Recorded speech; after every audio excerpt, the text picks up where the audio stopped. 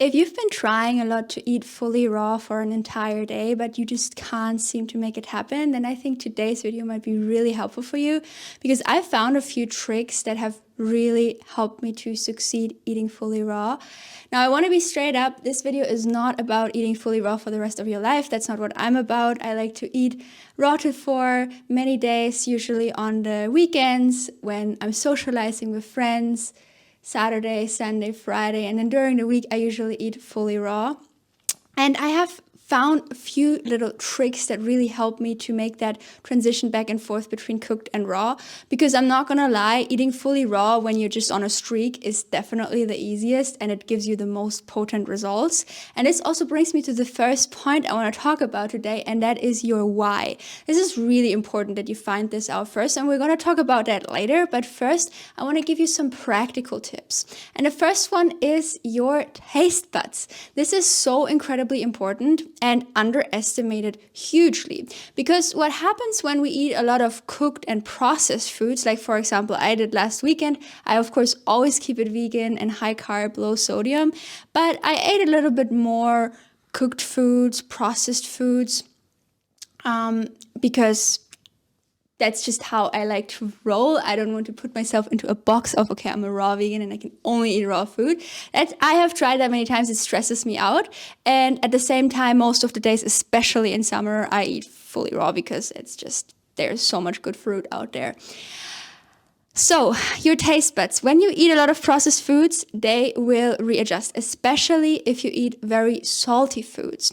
So, a huge game changer for me has been to also make sure that when I eat cooked foods, I have a high percentage of fruit that day in my diet still, and a very, very low amount of sodium and salt. Sodium, not too bad if it comes from things like tomatoes and celery, of course, then it's actually very important, especially if you're sweating a lot. But if it's sodium from a salt, or from even if it's pink Himalayan salt, then this really desensitizes your taste buds. So what happens when you eat a very salty cooked meal, maybe even several in a row without a break, where you just eat raw, for example, then your taste buds are not going to want the raw food. It's not going to be interesting or attractive to you. You're gonna want to eat more cooked food because your taste buds are now wanting something very stimulating that really releases a lot of dopamine in your brain, and fruits and veggies are just not gonna do it. But what happens when you keep your cooked meals very low sodium, not only are you going to look much more vibrant because your body's actually well hydrated, because what excess sodium does and a lack of potassium in the body is it sucks out water. It makes you not have that fresh, vibrant glow that a lot of raw foodists have. But if you keep your cooked food meals low sodium, then you will still have that glow and your taste buds will still be super sensitive. So when you go to your fruit meals, whether it is melons, mangoes, a good salad with a salt-free dressing, for example, and a very low stimulating oil-free dressing that can still give you the best, most incredible mouth explosions, because it's actually what just fuels the excitement with every bite that you add on. When I eat a good salad, every bite becomes better. Or when I eat a really good melon, like this morning I had the most incredible watermelon, and every bite keeps getting better. Versus when you eat cooked food, I feel like, okay, the first few bites are really stimulating and awesome, but then the more you eat, the more you get bored, and you don't really have that with fruits. And especially if now you make sure you always keep your taste buds really, really sensitive and fine-tuned, then even when you go back to cooked food, as soon as you want to go back to raw, you will really, really enjoy the fruits and the vegetables. Of course, it's also really important to find high quality. So when you get good fruits, even on a heavily cooked food diet, it can probably still be amazing.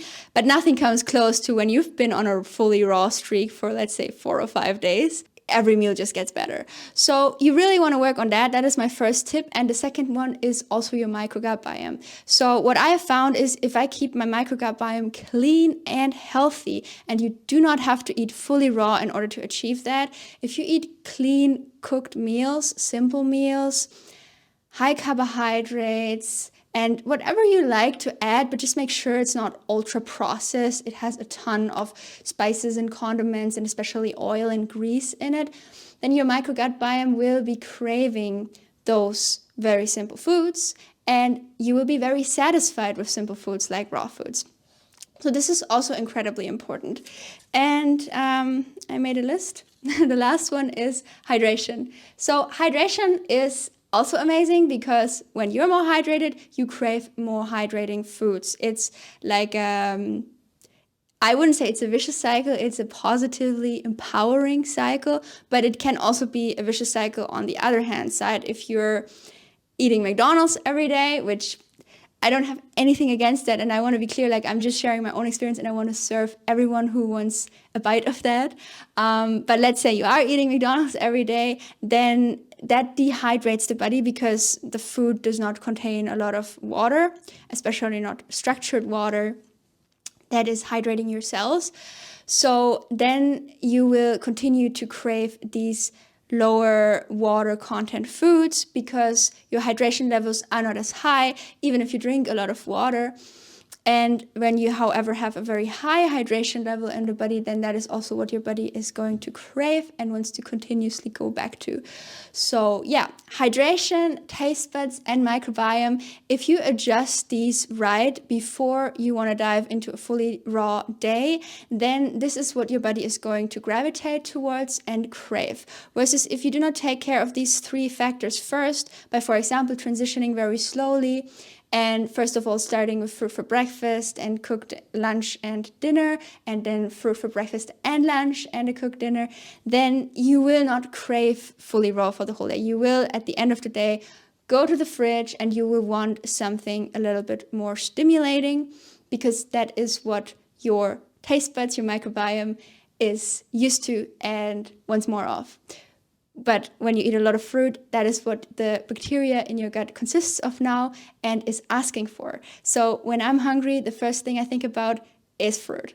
So the reason that is because that's just what I've been giving my body for years now, and it just works. And now I want to talk about the last point, and that is your why. Of course, these practical things are very important. A lot of people only focus on the why. They know, okay, when I eat raw, I feel amazing, I'm going to lose weight, I'm going to be lean, fit, athletic, vibrant, glowing, and have energy, I have better mental health. All these things happen, but I don't take care of the practical things, stocking up the fridge properly and eating enough, and then it won't work.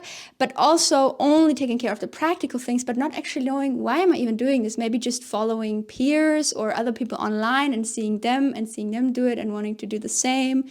That is not a strong enough motivation. You want an intrinsic motivation that really fuels you with excitement. You want to create a huge, empowering vision that pulls you every time you visualize it and you think about it. For example, what is going to become possible in your life when you eat more raw and you have that healthy, glowing body. Think about how your relationships, your career, your finances, your just joy of life, your fitness, your health, how all of that is going to just massively improve. And connect with that every day, before every meal, before every supermarket trip, before every time you are considering what is it that I want to eat right now. Connect with that, and this is going to be what is going to lead to long-lasting results, versus just blindly walking around in the dark. And I've been there, and sometimes I still am, and just thinking, why am I even doing this? But then when I reconnect with it, and I'm like, okay, this is what I'm doing, this is where I'm going, this is the vision I have for the world, for the planet, for my own life, then it's just a no-brainer that, okay, what am I going to have for breakfast? All right, melon. What am I going to have for lunch? All right, smoothie. What am I going to have for dinner? All right, salad. And yeah, I'm not going to lie. Like, that is how I feel my absolute best. I have the most energy. I feel the most high vibe, joy. My mental health is amazing. My sleep is amazing. I don't need as much sleep. Life is just so sweet and effortless when I eat fully raw. And still, we all got our addictions, and I want to be upfront about that on this channel and always let you guys in. If you want to know the dark and uncomfortable truth of the raw food diet, then make sure to click here. And if you want weekly memes every Monday in your inbox, then make sure to sign up for Meme Monday here on my website, juliasana.com. I hope you have an awesome day, and maybe see you in my next video. Bye!